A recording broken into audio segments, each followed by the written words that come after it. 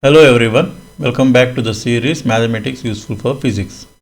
In this series, the first topic that we have discussed is the trigonometry, and we have discussed all the important topics that are most useful in physics. Now we move on to the second topic, that is vectors. This topic is as important as trigonometry because the vectors form the foundation for many areas in physics. So in vectors we also discuss the essential topics that are useful in understanding the physics concepts. As the name of the topic is vectors, then we need to start with the first question, that is, what is a vector? But instead of going directly to the question what is a vector, I believe we need to step back and first we try to understand what a physical quantity is. So we go to the first question, that is a physical quantity. So what is a physical quantity? A physical quantity is a property of a material or phenomena that can be measured and expressed in terms of a number along with a unit. The examples are speed, temperature, volume, pressure, current, area, velocity, acceleration, force, energy, and so on. So many examples are given here. Among these examples, some examples are the properties of material and the remaining are properties of a phenomena. So we try to understand what is the meaning of a property of a material. That means when you are measuring the property of a material, what exactly it indicates. So first we go for the property of a material. So property of a material, it is a measurable physical quantity that describes the characteristic of the matter. For example, length, area, volume, density, boiling point, melting point, and so on. So here if you are measuring the length of an object, that means it describes how long the object is. Otherwise, if you go for the volume, so if you are measuring the volume of the given object, then it describes like how much space it is occupying. So if you are measuring the property like the density, so it tells us like how much heavy the given object is for the given volume. So these are all the properties of a material which describes the characteristic of the matter or the material. Now we go for the property of a phenomenon.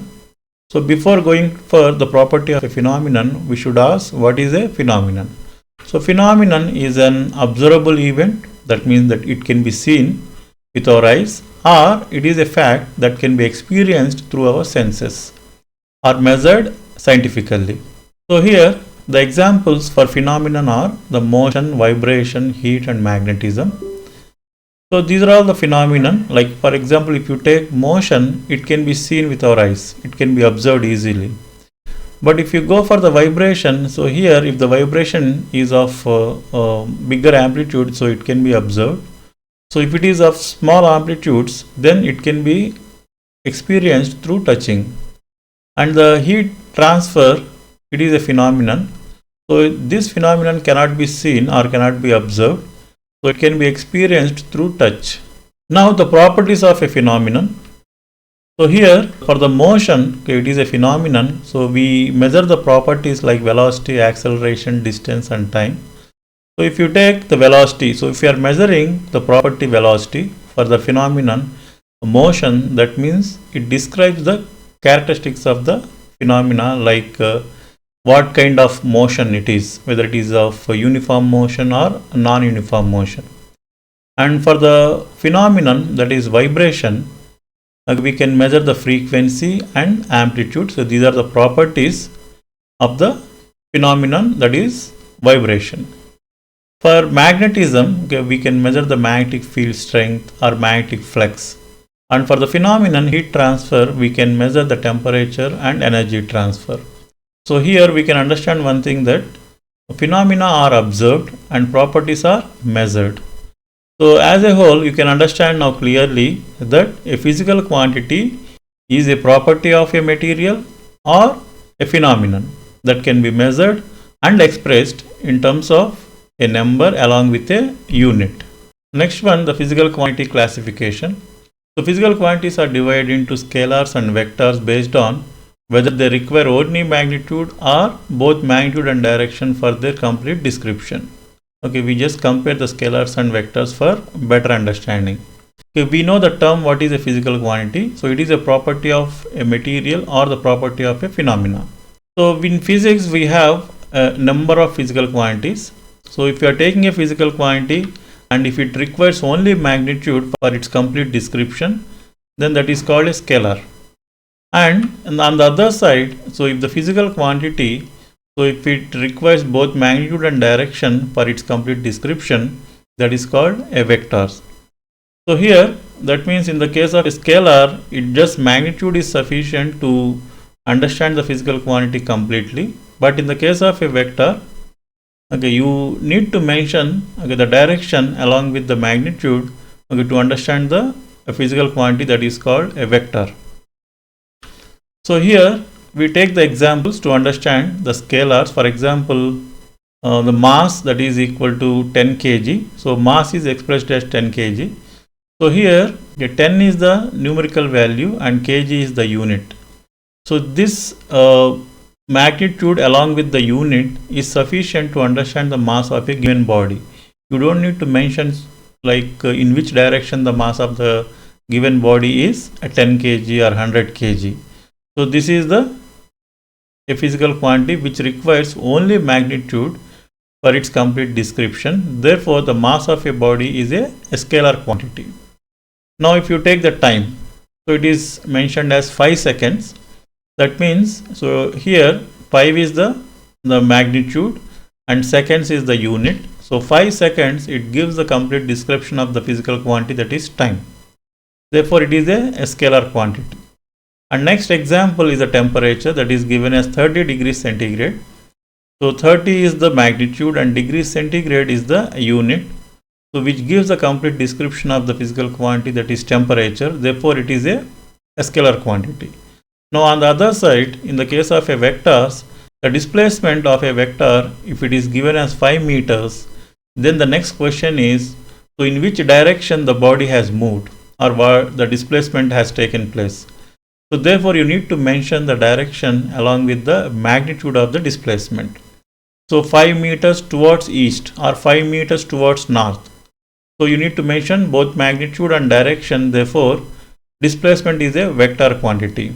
And even if you take the physical quantity like the velocity, so you need to mention the magnitude as well as the direction in which the body is moving.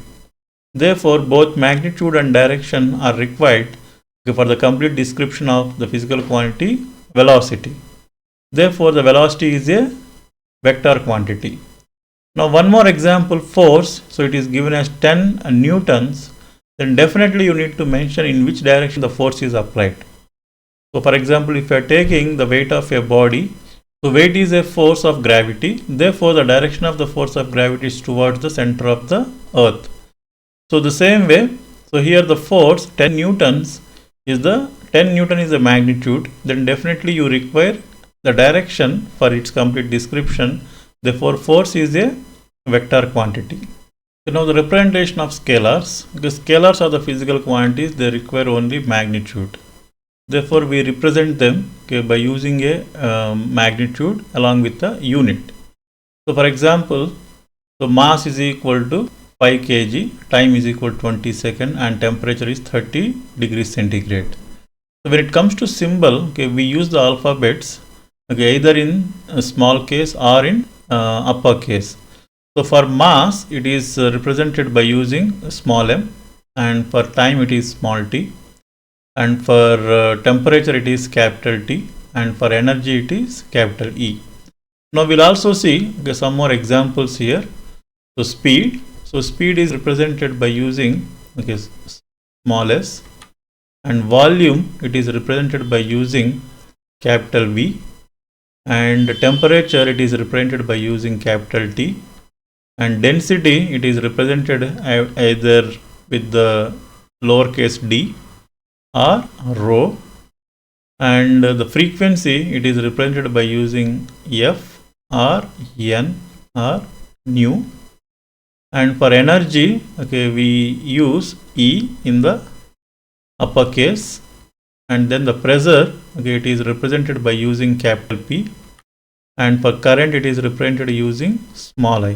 So these are all the scalar quantities for which we use either the lowercase letters or uppercase letters for the representation. Now when it comes to vectors, the representation of vectors, Okay, the vectors are the physical quantities. They require both magnitude and direction. Therefore, okay, when it comes to symbol, okay, definitely it should be different from the representation of a scalar. Okay, we know that in the case of a scalar, okay, we use either the lowercase letters or the uppercase letters. And here also we use the lowercase letters or the uppercase letters. But the representation of a vector quantity should be different from that of a scalar quantity. So if you see here, okay, we use the bold letters for the representation of vector quantities. Otherwise, if you are representing with normal letters, then okay, we should use an arrow over the each letter for the representation of a vector quantity. So here F is a force and V is a velocity and A is acceleration, and these three quantities are represented okay, either in bold letters or in normal letters with an arrow over the letter. Now we represent okay, the vector quantities. Okay, we take some examples of vector quantities. That is weight. It is represented by using a capital W. So we should write capital W bar or an arrow with an arrow. And displacement, it is represented okay, by using S bar. And velocity, okay, it is represented with the lowercase v with a bar. And force, okay, it is represented capital F with the bar. So F bar, we can read it as F bar. And area, so it is represented capital A with a bar. And then acceleration, small a with a bar with an arrow. So these are all the examples of the representation of vector quantities. Okay, since the vector quantities are the combination of both magnitude and direction, and when you are representing a vector quantity graphically, okay, we use arrows. So the length of the arrow, it indicates the magnitude, and the arrowhead, it indicates the direction. So graphically, okay, we use the arrow to represent a vector quantity. If you draw an arrow, okay, for the physical quantity, just say force, the length of the arrow, it indicates okay, the magnitude of the force, and the direction of the arrow, it indicates okay, the direction in which you are applying the force. The force vector is represented okay, with a letter that is capital F with the arrow over it. So the same thing can also be represented if you are taking the tail of the arrow. Okay, this part is called the tail of the arrow and this part is called the head of the arrow. And if the tail of the arrow is represented with the letter A and the head of the arrow is represented with the letter B, then the force vector is also represented okay, with the combination that is AB bar. That indicates the force is applied from A to B.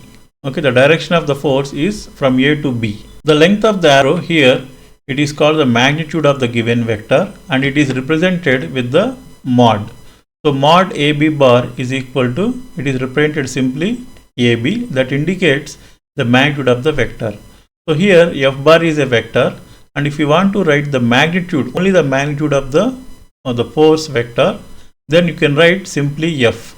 Okay, so if you are writing simply F, it indicates the magnitude of the force, or the same thing can also be written with a mod, that is mod of F bar. If you found this video helpful, please give it a like and share your thoughts in the comments. Your feedback really helps me make better content for you.